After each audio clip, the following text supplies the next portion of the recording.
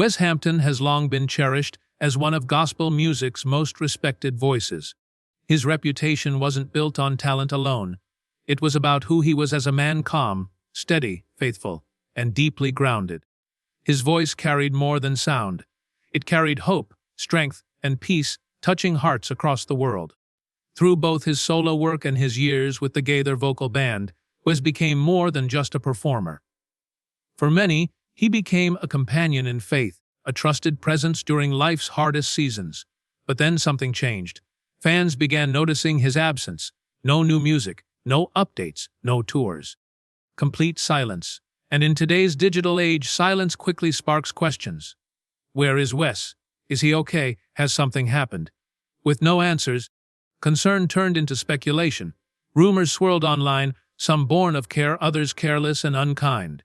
For a long time, no one knew the truth. Recently, that silence was gently broken, not by Wes himself but by his wife Andrea. At 47, she stepped forward, not with a dramatic statement or a media appearance, but with grace and honesty.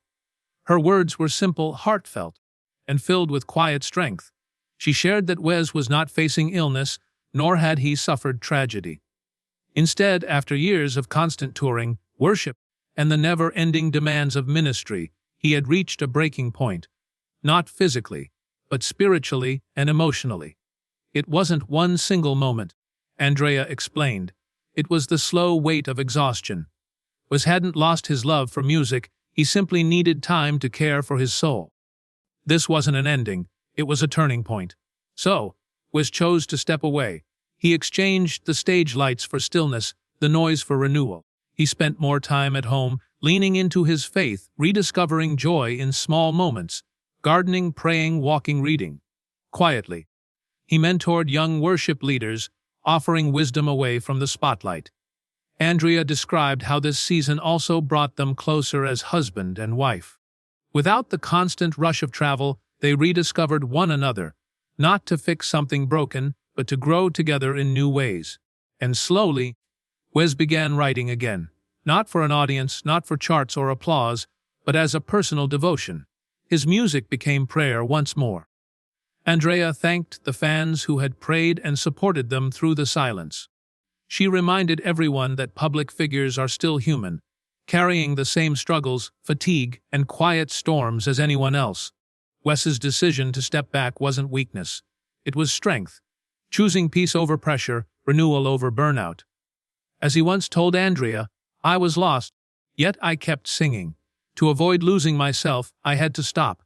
Those words speak louder than any rumor. This is not the story of an ending. It's the story of restoration. In gospel music, some voices shine briefly and fade away. Others, like Wes Hampton's, endure, not just through sound, but through the spirit they carry. His silence has not been empty. It has been purposeful, filled with healing, faith, and transformation. At 47, Wes hasn't disappeared. He has simply chosen stillness over spotlight, presence over performance. And in that choice lies a powerful reminder. Sometimes the bravest thing we can do is pause, breathe, and return to the heart of why we began. For Wes, that reason has always been worship. And this chapter, quiet, sacred, and deeply human, is far from the end. It's a renewal of the journey. The gospel music industry, like any form of ministry, carries a unique weight. It's a paradox of public anointing and private vulnerability. A singer like Wes Hampton isn't just an entertainer, he's a vessel. He's expected to be a spiritual anchor for thousands, a constant source of inspiration, and a living example of unwavering faith. For years, Wes bore that weight with grace. He flew from city to city, stepped onto stage after stage, and poured his soul into every song. The applause, the heartfelt letters, the tearful testimonies, all of it affirmed his calling. But what the audience didn't see was the toll. The endless nights away from home, the fleeting moments with his wife, the exhaustion that seeped into his bones. The spiritual demands were just as taxing. Every performance was a prayer, every interview a sermon. There was little time to be filled up when he was constantly pouring out. Andrea saw it firsthand. She watched the light in his eyes dim, not because he was losing his faith, but because the constant performance of it was draining him. He was a marathon runner on a treadmill that never stopped. The gospel he sang was one of rest, but his life was one of relentless motion. It created a chasm between the truth he proclaimed and the reality he lived. He could sing about the peace that surpasses all understanding, yet feel an overwhelming anxiety a few hours before a show. He could testify to the joy of the Lord, yet feel a quiet ache in his spirit.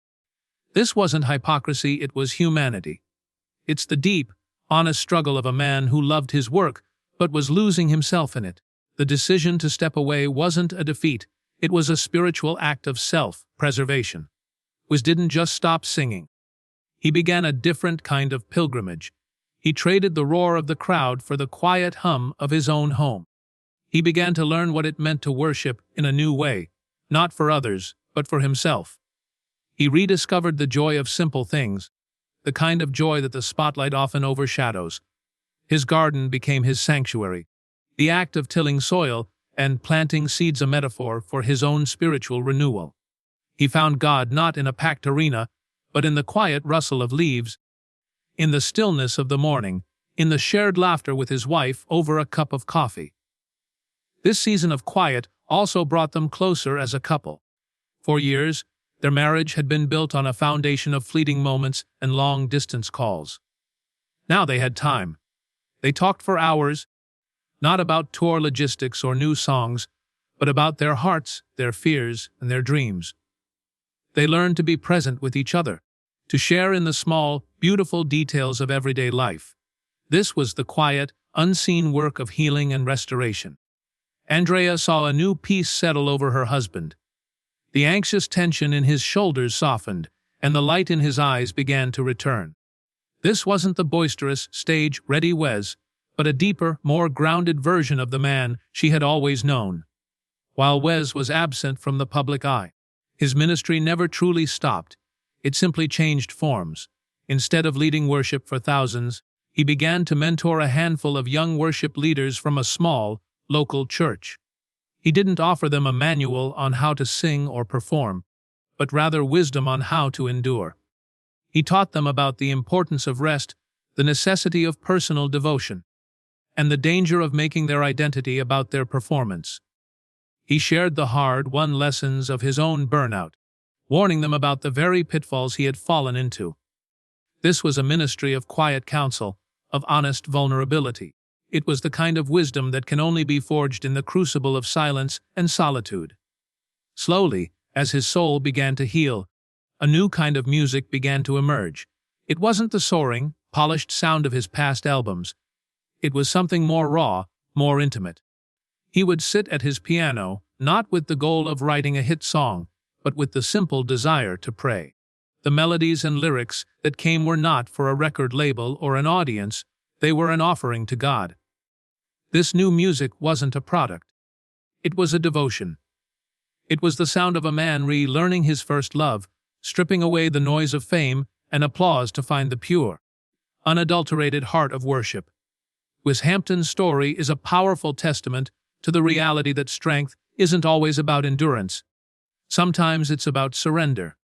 In a culture that celebrates hustle and constant output, his decision to step back from the public stage was an act of profound courage. He had the wisdom to recognize his own limits and the humility to honor them.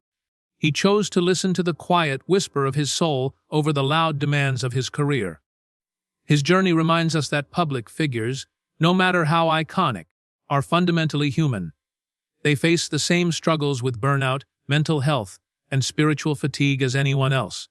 By stepping back, Wes didn't just heal himself, he provided a powerful lesson for all of us. He showed that it's okay to pause, to breathe, and to prioritize our own well-being. He demonstrated that true ministry comes not from a place of exhaustion, but from a place of overflow. This is not the story of an ending, but a new beginning. Wes Hampton has not disappeared, he has simply chosen to live a life of presence over performance. He has traded the spotlight for stillness, the clamor of the world for the quiet voice of his faith. And in that brave, sacred choice, he continues to lead, not with his voice, but with his life. The journey of restoration is a powerful song in itself, one that will resonate far longer and deeper than any of his hits. It is a song of grace, healing, and the quiet triumph of the human spirit. What does Wes Hampton's story make you think about your own pace of life and the importance of rest?